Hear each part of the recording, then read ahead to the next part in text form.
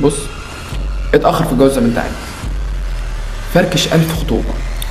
لو ما لقيتش الشخص المناسب طبعا سيب الشغل اللي بيهدرك وبيقدر قيمتك، والارزاق على الله. ما تقولش السلام لحد ما يستاهلش السلام. امشي من المكان اللي ما فيهوش راحتك، قوم من القعدة اللي ما فيهاش دماغك، اهجر الناس اللي مش مقدرة وجودك.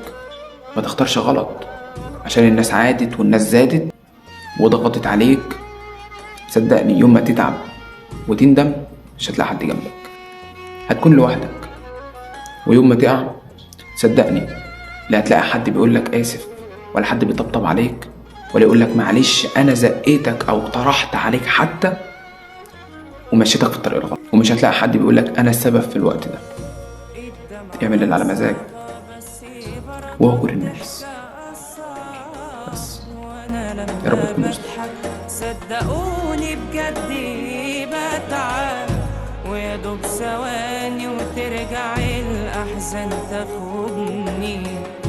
طبع الحياة ده ولا أنا اللي شربت